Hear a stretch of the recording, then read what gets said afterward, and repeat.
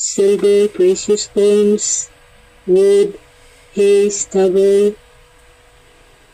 Every man's work shall be made manifest, for the day shall declare it, because it shall be revealed by fire. And the fire shall try every man's work of what sort it is. Ito po yung pinaka-importante. And the fire shall try every man's work of what sort it is. And if any man's work abide which he hath built thereupon, he shall receive a reward. If any man's work shall be burned, he shall suffer loss, but he himself shall be saved, yet so as by fire. So this is the judgment. Every man's work of what sort it is. This is not on the quantity of things you do. Alam mo yung example dito is like si diri noon itong si Mother Teresa. Tuloy nakapunta kami sa India noon. Titingnan sana namin siya pero dying siya that time. Nakapunta kami noon and very popular si Mother Teresa dahil ang dami niyang ginagawa. Marami siyang mga good works na ginagawa. But what she was doing, what sort of work was she was doing on the judgment day, because in the eyes of the world, siya, very religious minded. She could pray 1,000 Hail Marys nga lang. So, if we are not operating according to the message of reconciliation that Christ gave His body to communicate, then what will happen to our work? Yan. If you're saved, it's meaningless, it's vanity. Yan. Wala pong kwenta ang mga bagay na ginagawa po natin if it is not, we are not operating according to this dispensation, the dispensation of the grace of God, or the message of reconciliation that Christ gave to us in this dispensation. It's meaningless. Yan. So marami po ngayon, they are busy in the ministry, but they are not doing according to the message of reconciliation. Ang nangyari po is deceiving many people through the gospels that na ginagamit po ng mga tao. And we used to have that before. Marami po tayong na-deceive noon, pero thanks God na nalaman po natin how God operates in our dispensation now.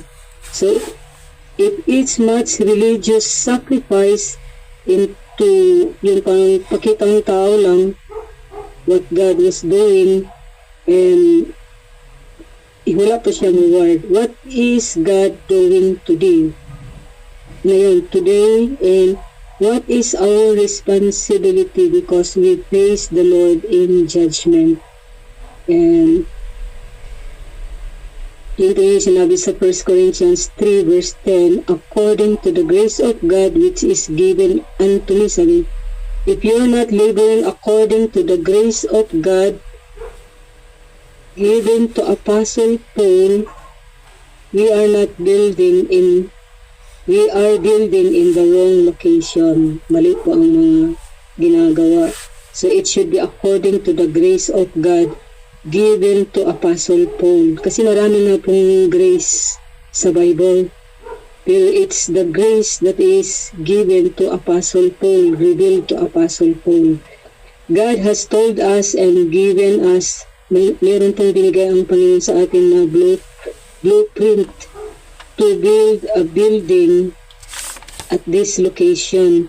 And if we are building there, we're going to, meron po tayong reward.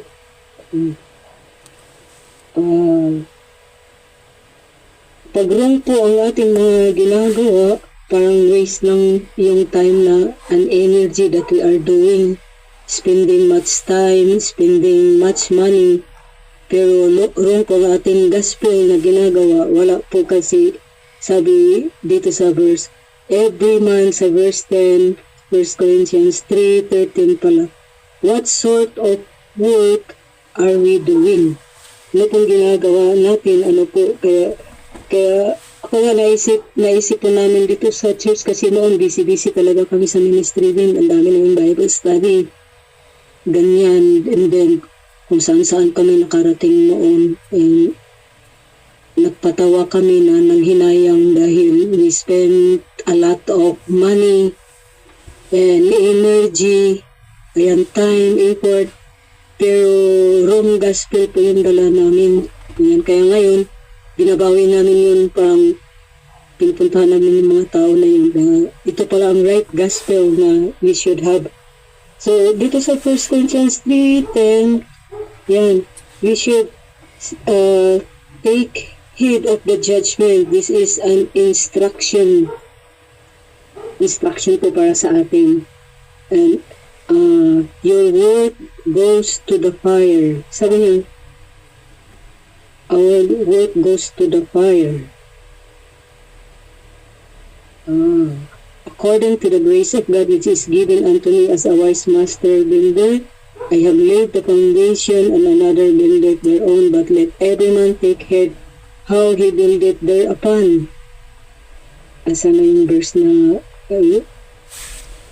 ayun, basta yung work natin goes to the fire. Dadaan po siya sa apoy. Ang mga Israel goes through a fire in tribulation. They are also tried. Ang mga susubukan sila, we do not go through fire. Your work goes through a fire. Hindi po tayo ang dadaan sa apoy. Yung pong mga trabaho natin, ginagawa natin ang idadaan sa apoy. What's been done by you during this time goes through the fire. Yan. During the judgment day or judgment seat of Christ, yung mga ginagawa natin ngayon, idadaan siya sa apoy on the judgment seat of Christ. And what remains is profit or loss. Yan. Of what sort it is, tried by fire. It will be tried every man's work, but how much, it's not how much they did, yung sort of what work we are doing. So may binanggit dito sa pan kasi, sabi dito, gold, silver, ano pa yan? Faithful, pure, honorable work, wood, hay, stubble. Yun.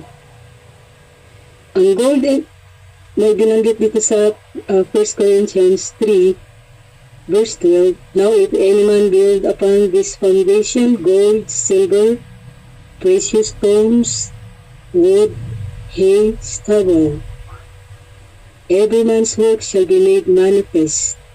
So, ang gold, silver, and precious stones, or wood, hay, and stubble, all of these things we can build with. It's the sort of work you are doing or we are doing. We are not building a literal building out of gold, silver, or precious stones. No matter how much we see yung mga malalaking church, great cathedrals, that church is built.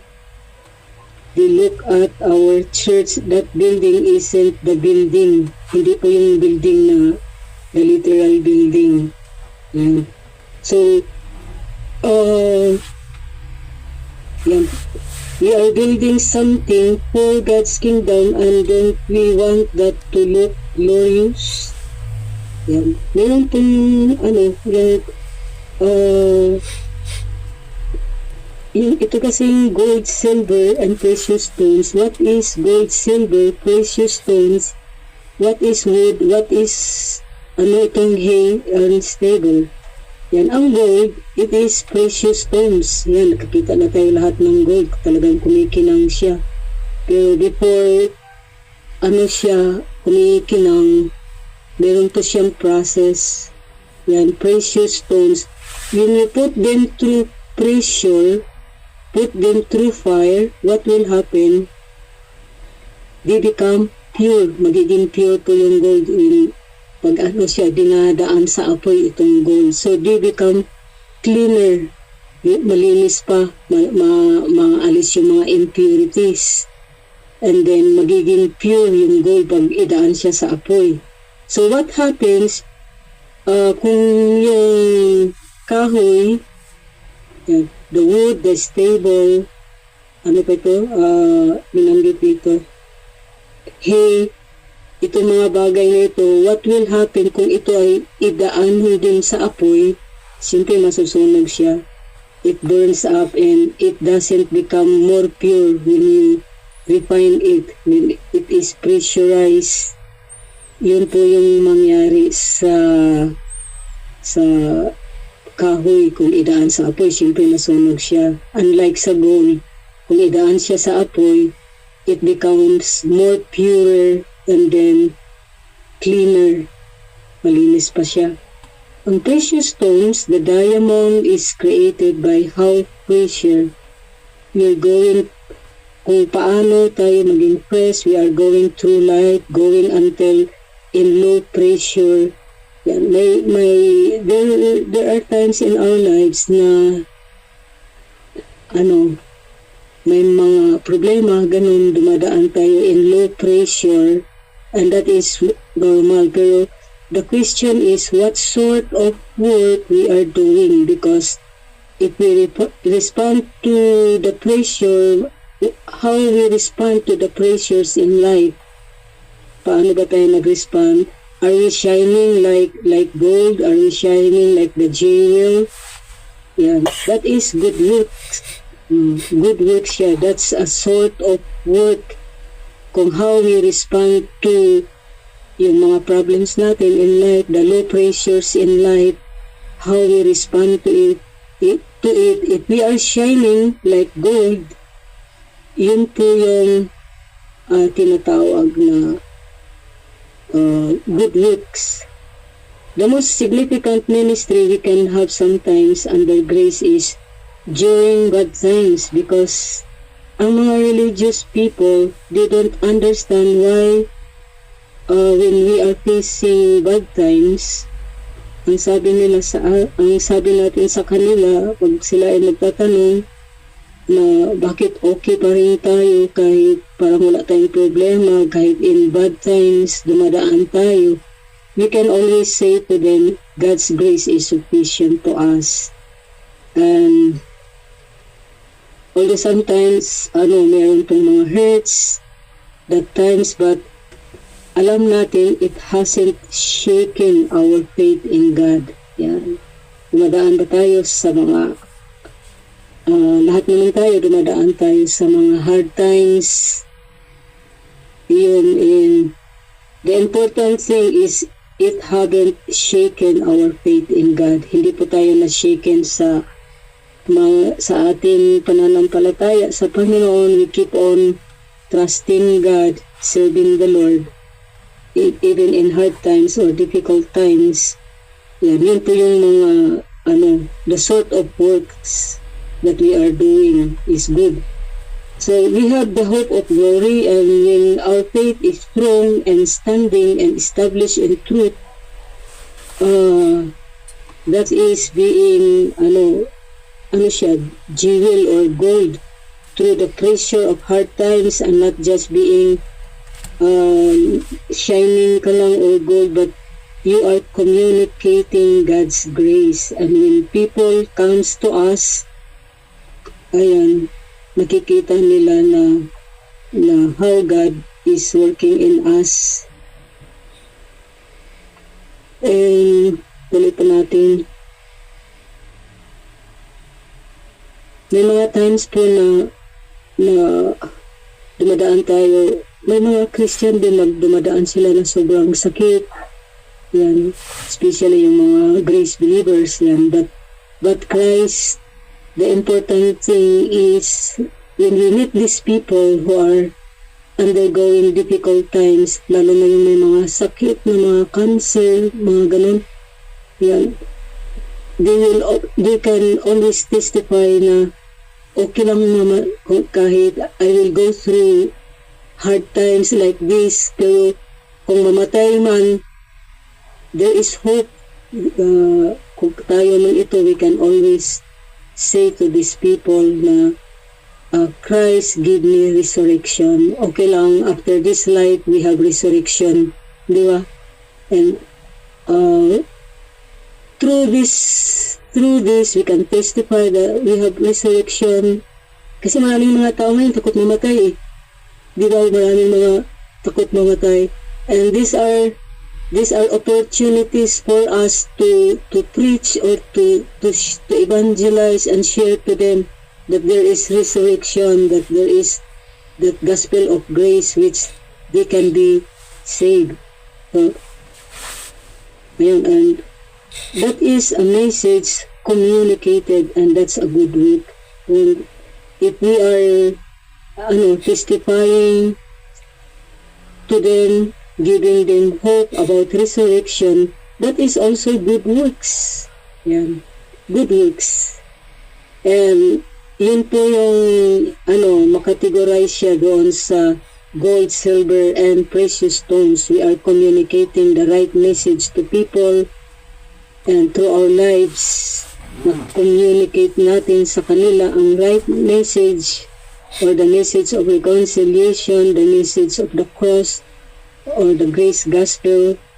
Yan, we are communicating the right message, and that is good works. And pag idaan siya sa apoy, ayan, it will come out. Ito po yung gold or silver or precious stones. Hindi po siya masusunog.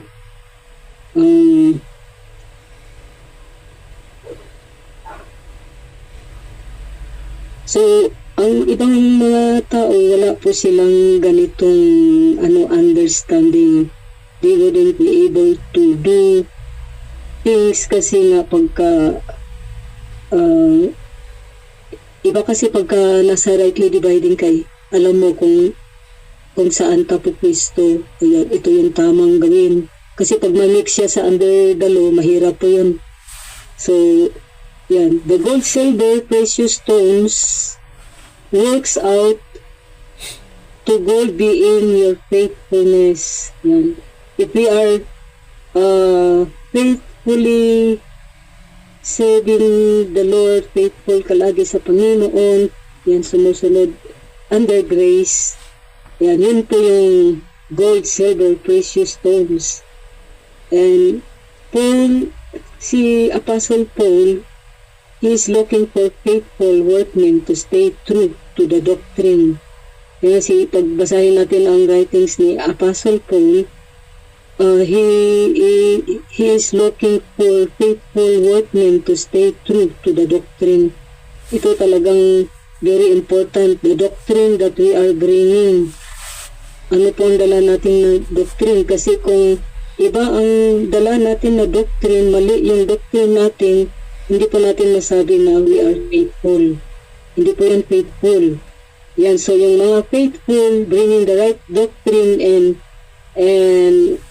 sumusunod sa under grace, ito po yung pag-idaan sa apoy, gold, silver, or precious, ito yung they will come out as gold, silver, or precious stones.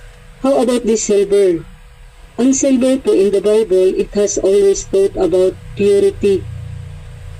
Ang silver is very, madali siyang i-imitate ang silver, and ginagaya siya and become impure. Pag ginagaya siya, hindi na siya pure. And meron din gold na ginagaya, di ba, yung sabihin mo yung mga earrings o yung mga ring meron din siyang mga gold-plated. So, magmukha lang siyang gold pero hindi talaga siya gold. So, ang silver din, it can be imitated and it becomes impure because nawawala yung purity niya. And it talks about it becomes impure, so your purity of doctrine is significant. Yan, pure po yung doctrine na dala natin. Yan. So it isn't pure kung dadaan ko siya sa apoy, masusunog.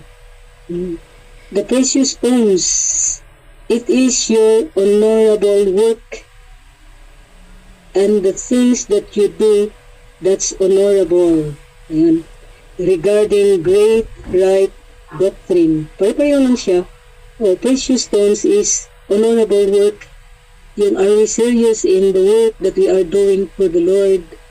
And the things that you do that is honorable regarding great right doctrine. Kaya kailangan talaga natin mag-study.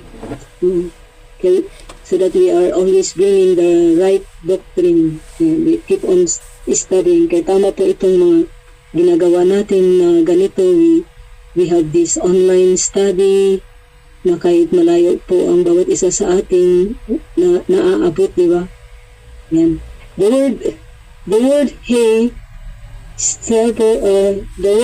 the word, ayun, dito sa, sa 1 Corinthians 3, yung the word hay and stable, yan, it comes up to be strife.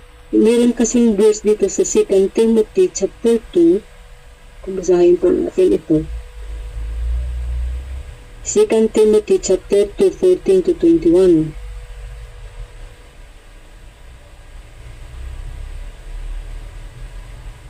Yan, 14 to 21.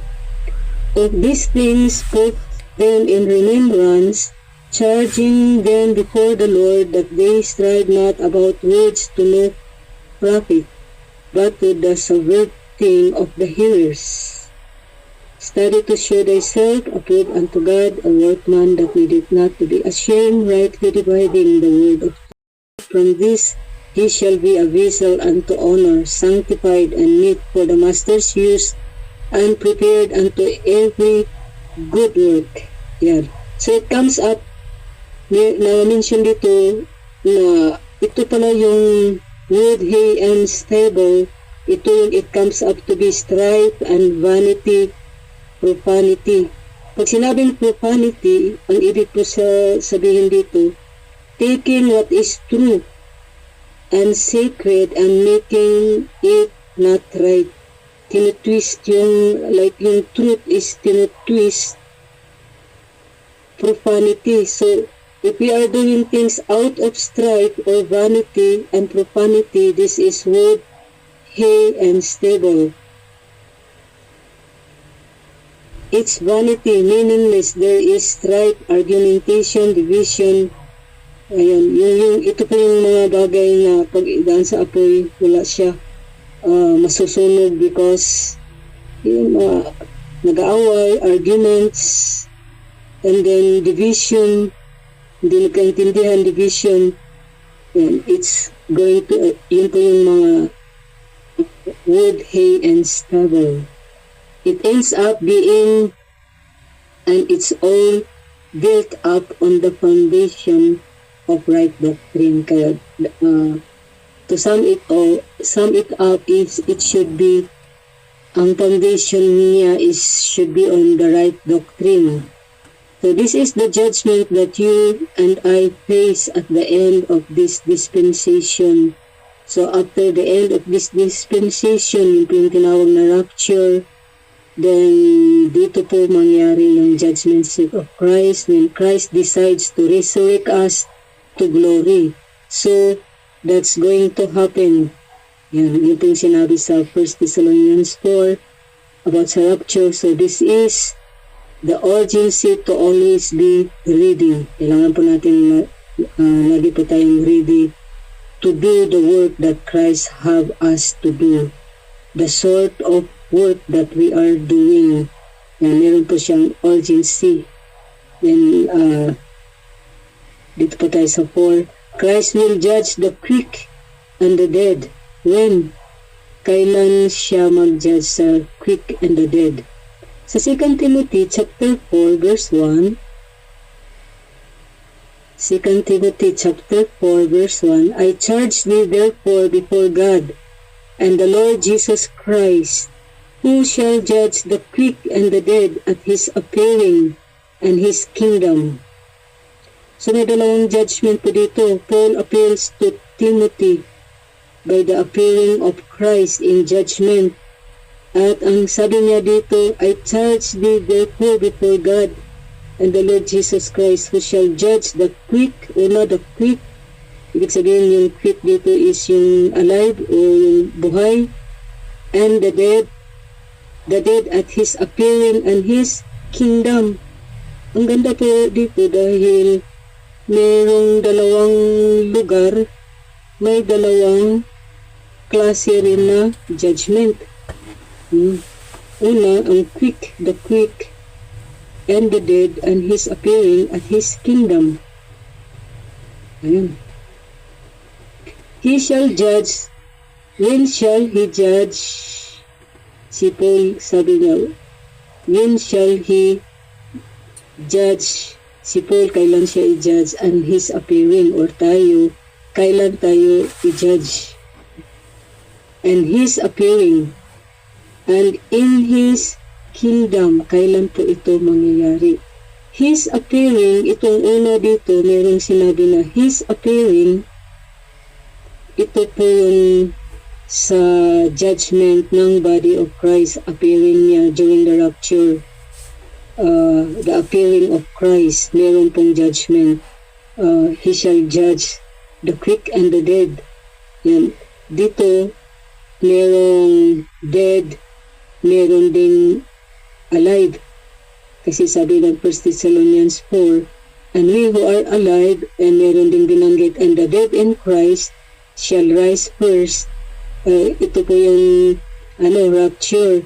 So, Jesus Christ will appear on the rapture, on the judgment seat of Christ, and may sinabi din dito, at his appearing and his kingdom, mag-appear din siya in his coming kingdom. Yan doon sa millennial reign of Christ, sa millennium. So after this dispensation is going to be a tribulation, which the Bible also called the judgment on the earth. Itong tribulation. Then a kingdom where Christ is going to establish when he returns, and when he returns, there's going to be a judgment. Yun po yung sa second coming niya as yung kingdom. There's going to be a judgment. Then Paul says he will judge at his appearing and his kingdom. So two judgment. Who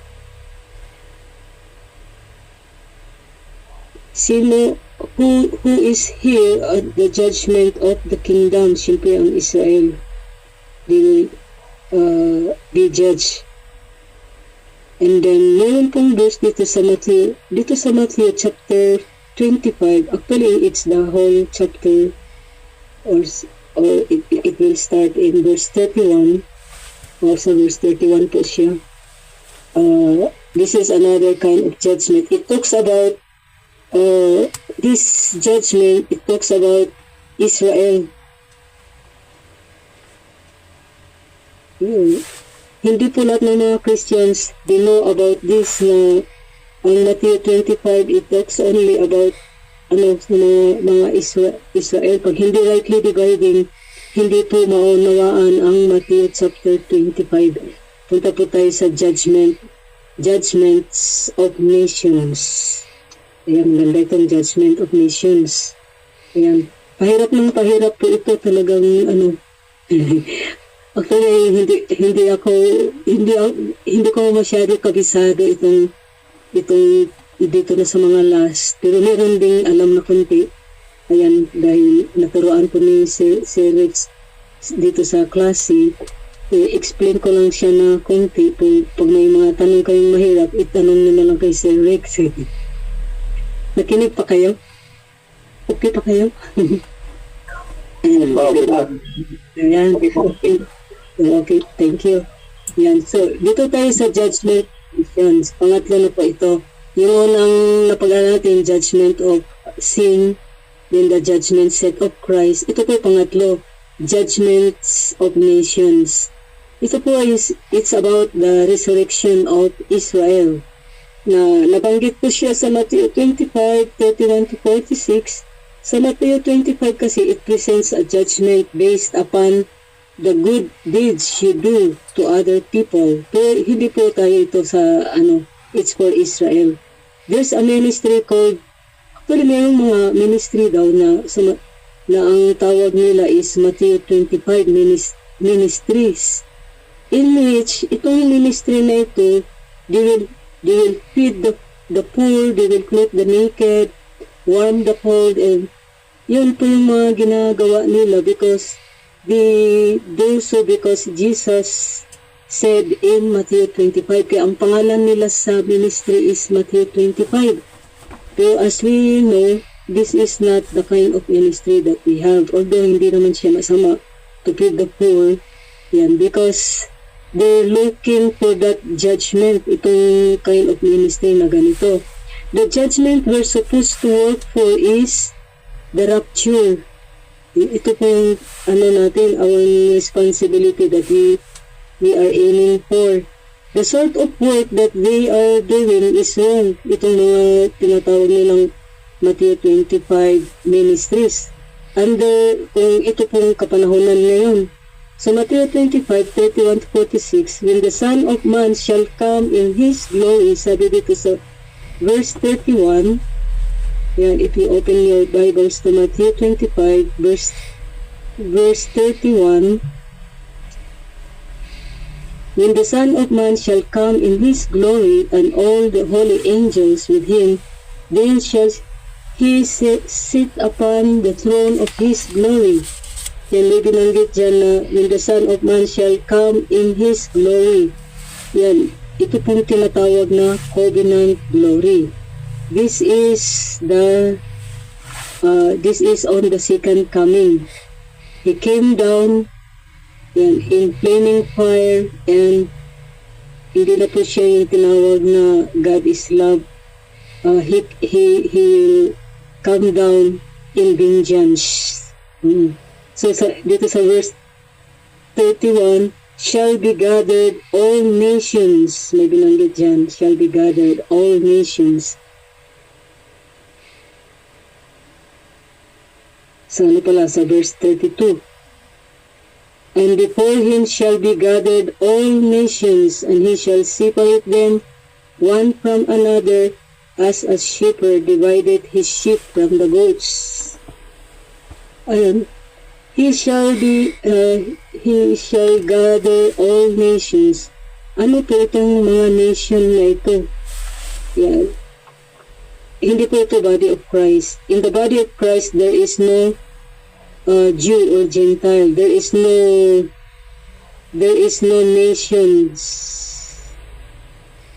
in the body of Christ. Sa second coming, it concerns nations. So there is no nation doon sa cross. There is no nations because Jesus alone was on that cross taking our sins. The nations work during the cross. Ang mga nations, they work and they gathered to the cross and they nailed Him to the cross. Jesus will guide to the cross. Yan. And sa judgment of nations, it will happen on earth. Kasi doon lang ito sa second coming. And the judgment seat of Christ, nangyari po siya on the air. Ang judgment of nations happens on earth. So on the earth, there are nations. In heaven, wala pong nation sa heaven.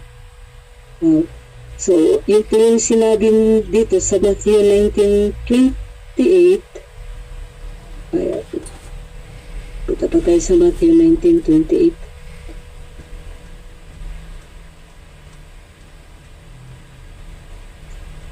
And Jesus said unto them, Verily I say unto you, that ye which have followed me in the regeneration, when the Son of Man shall sit in the throne of his glory, ye shall sit upon 12 thrones, judging the 12 tribes of Israel.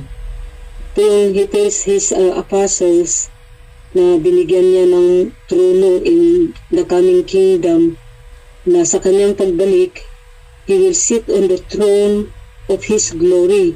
And this throne meron po siyang 12 apostles under it, and the apostles these apostles, they will be judging the 12 tribes of Israel. So which tribe or which apostles do you go to if your judgment is this? Dahil hindi po tayo, we are not Jews, or we are not Israel. So we do not belong to this, dahil sa Israel lang po ito. Verse 32, balik tayo sa verse 32. Doon po sa Matthew 25, balik po tayo sa Matthew chapter 25. Matthew 25, balik tayo sa verse 32. And before him shall be gathered all nations, and he shall separate them one from another, as a shepherd divided his sheep from the goats. Jesus considers all his, this is the sheep and the goats judgment. And dito, ituloy ko sa verse 33, and he shall set the sheep on his right hand, but the goats on the left.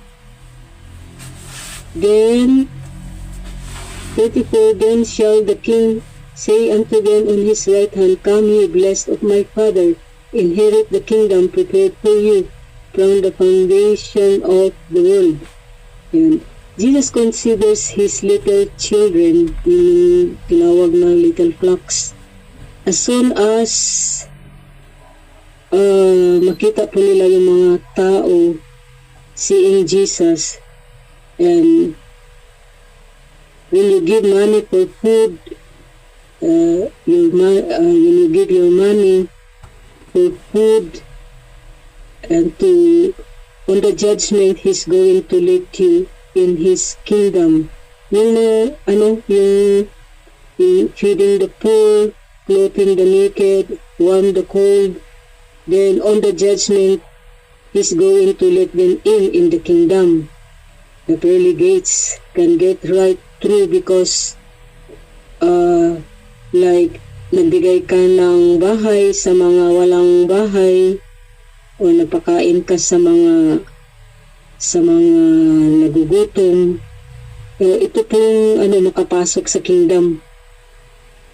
So itong sa Matthew 25, sino po itong binanggit dito na brethren? These are Jesus' brethren, which is the nation of Israel.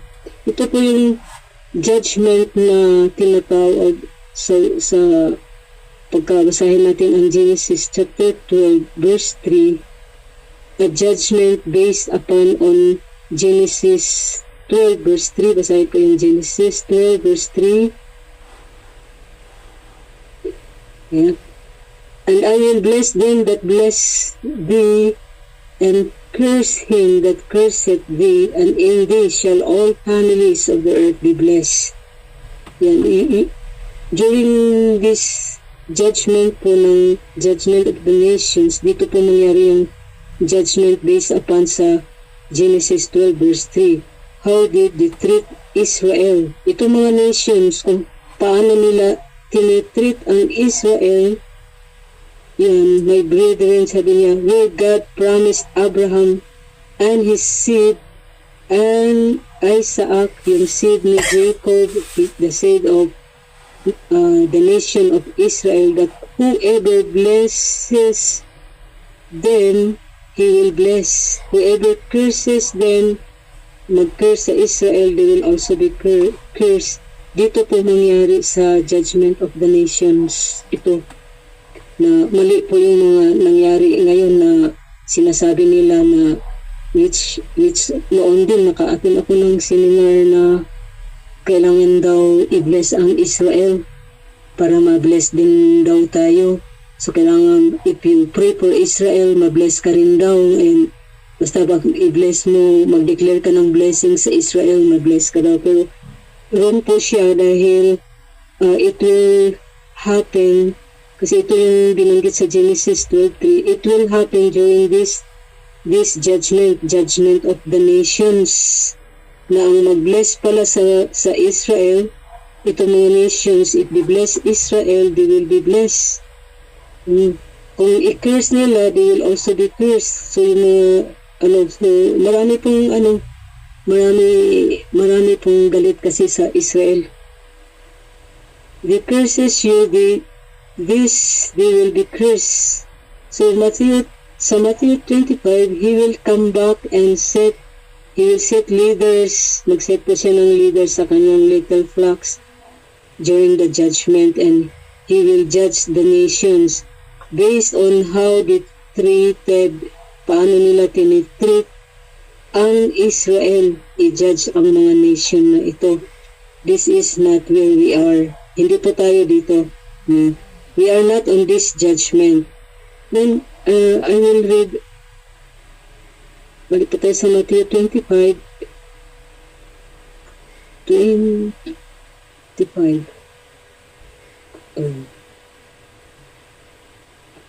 Pupunta po tayo sa Matthew 25 verse 21. Sabi dito, His Lord said unto him, Well done, thou good and faithful servant.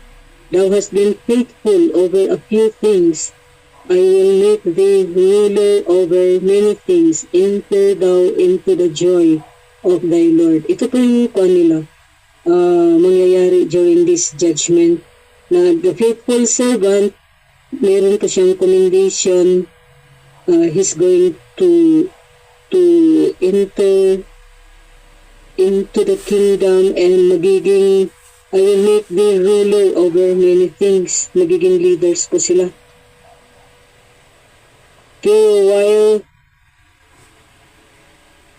ito yun.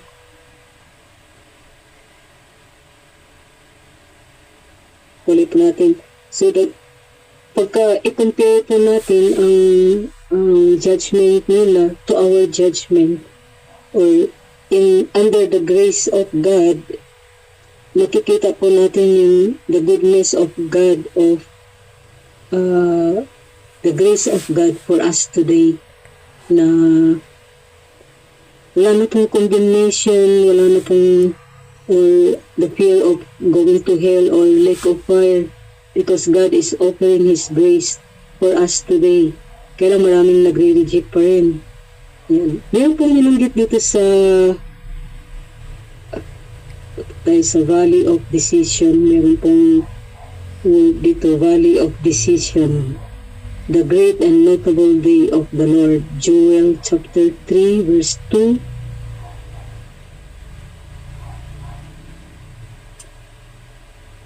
Joel chapter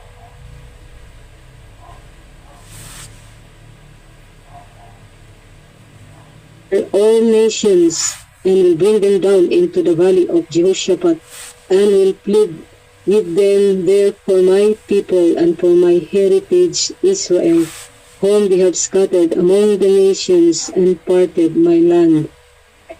Jesus will come to the earth, kung binanggit sa Joel chapter 3, and He will judge all nations. Then binanggit po ni yung prophet si Joel binanggit po niya dito si prophet Joel na ito po yung time na the sun is going to turn dark and the moon turn to blood. That great and notable day of the Lord. So before that day comes, they will see signs in heavens. And ito yung pinipreach ni Peter, si Apostle Peter. He preached the coming of this day sa Acts 2 chapter 20-21. Tingnan natin. 20:21. The sun shall be turned into darkness and the moon into blood before that great and notable day of the Lord come. And it shall come to pass that whosoever shall call on the name of the Lord shall be saved. Yan. Preaching po yan ni Peter. He preached the last days. The sun turned dark and the moon will turn to blood before the great and notable day of the Lord. So Peter was preaching this judgment, the judgment of the nations. And sabi dito, this is where we put Mark 9:42 to 50. Mark 9.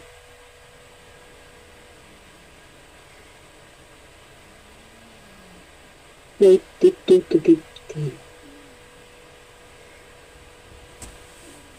Ito yung, and so others shall offend one of these little ones that believe in me, it is better for him that a millstone were hung about his neck, and he were cast into the sea.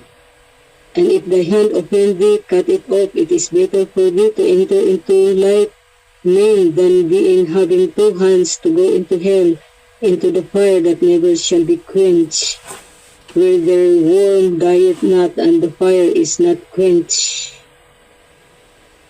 Ano pa sabi? And if thy foot offend thee, cut it off. It is better for thee to enter halt into life than having 2 feet to be cast into hell, into the fire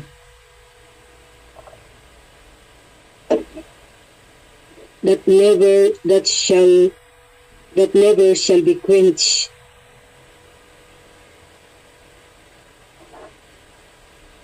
Sandali.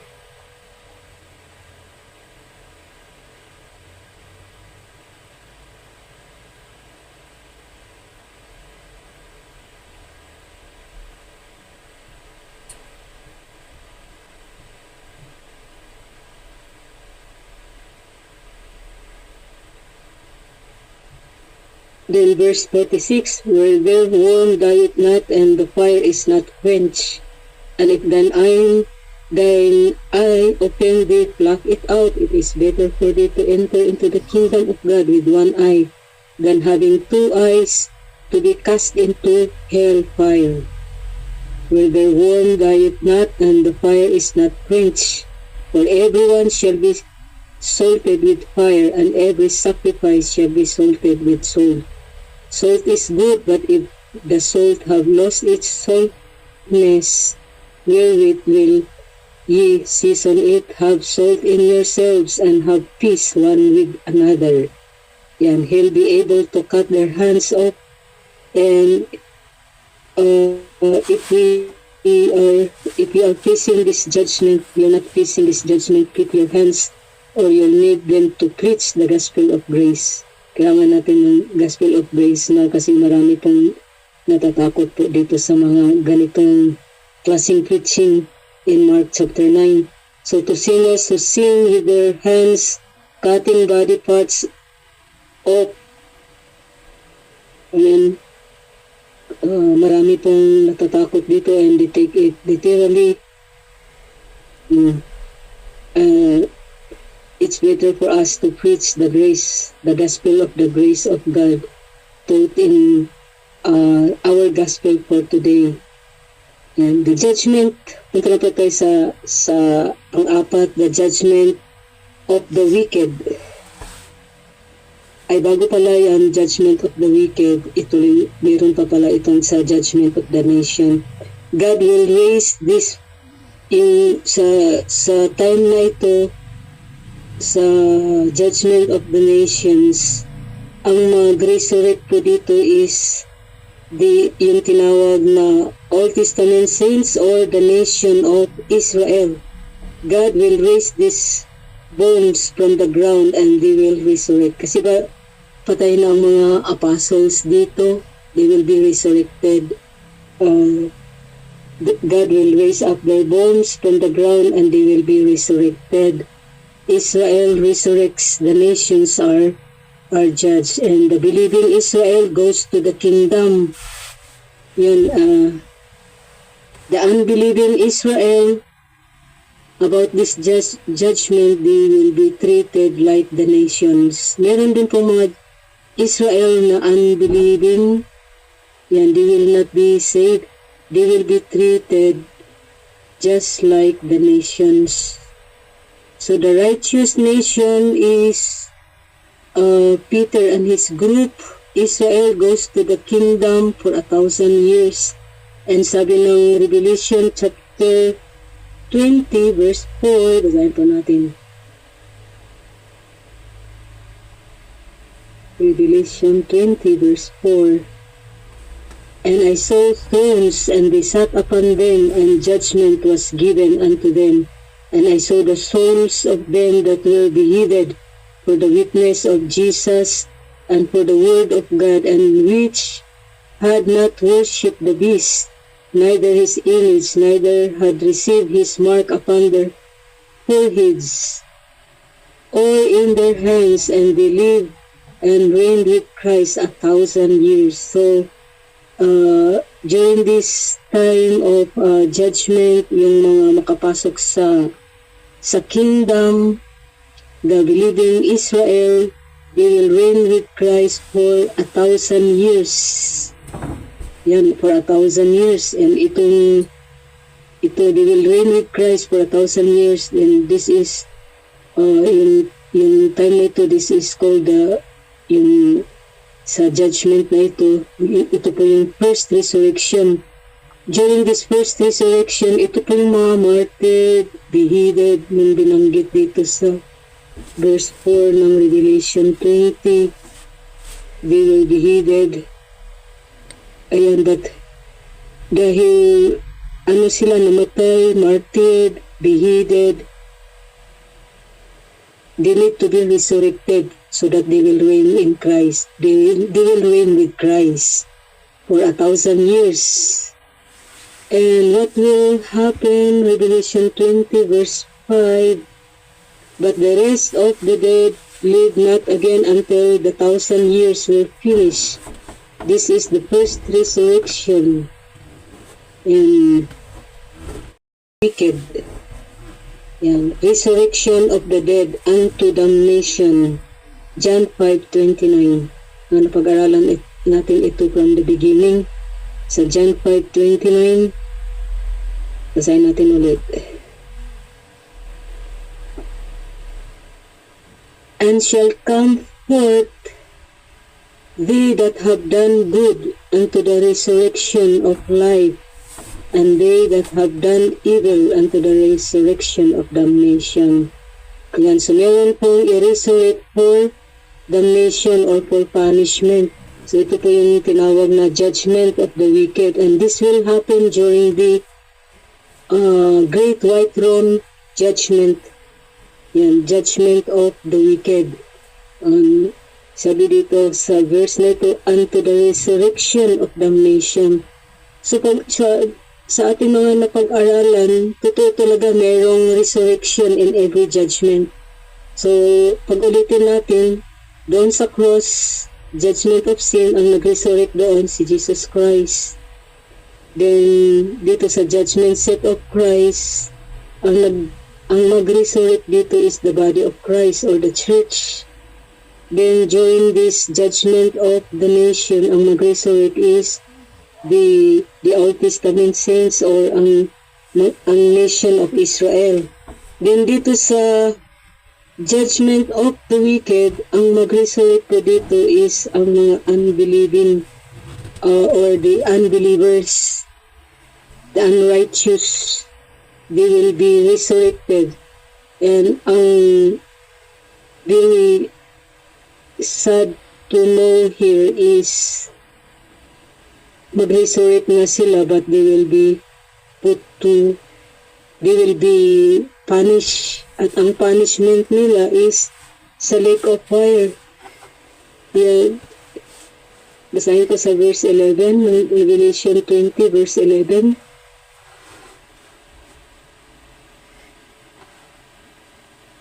And I saw a great white throne, and him that sat on it, from whose face the earth and the heaven fled away, and there was found no place for them. Then verse 12, and I saw the dead, small and great, stand before God, and the books were opened, and another book was opened, which is the book of life, and the dead were judged out of those things which were written in the books according to their works.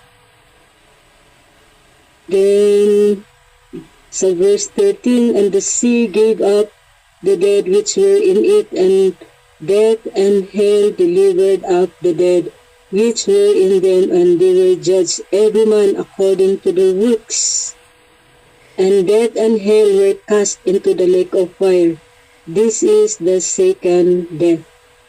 Yan, second death ang tawag dito sa Bible po. Sa pag-ihulog na po sila doon sa lake of fire, ang tawag doon is, that is their second death. So the great white throne judgment, the people that were in hell were judged according to how they treated Israel.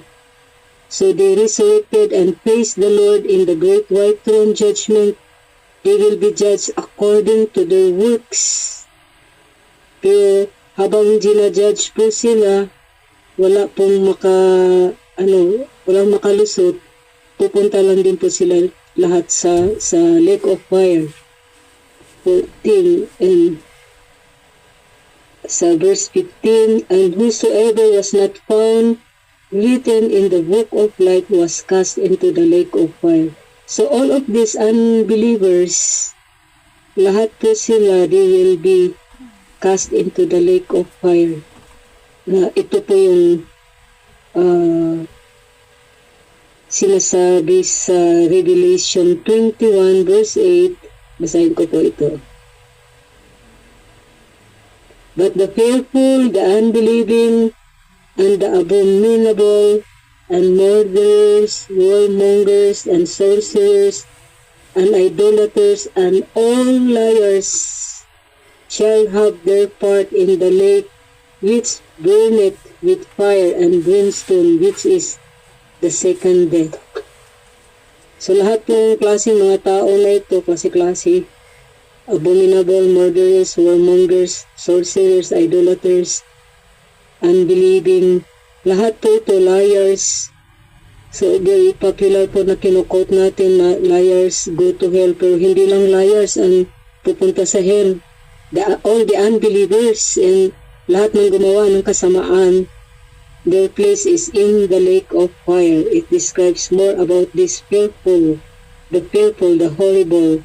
Yan. But napaka-blessed po natin today in our dispensation because God is offering grace today. Now, anyone who believes on His finished work, His death, burial, and resurrection, wala pong punishment, walang condemnation, or there is no hell, or even there is no lake of fire for us who believe the grace of God or the message of the cross. Napaka-bless po natin. So yun po yung apat na judgment. Pag-summarize po natin, I hope na-memorize po natin, maganda pong i-memorize itong apat na judgment. Although there are many kinds of judgment pa in the Bible, pero ito yung pagka-i-categorize natin, these are the major judgment in the Bible. Na yung una is the judgment of sin, the judgment seat of Christ, the judgment of the nations, at may tinatawag pa na judgment of the wicked. So may mga ibang judgment pa sa Bible. There are many other judgments of ourselves, of Israel, Noah's flood, angels, and tribulation. Pero ito po yung naistabihan natin, ito po yung mga major na judgment talaga na dapat natin malaman. Ayan, kaya tapos na po ako and I hope na-bless po kayo sa ating nalalaman ngayon. And although alam na po natin siguro ito, pero na-recall po natin ulit itong mga teachings na ganito. Thank you for listening.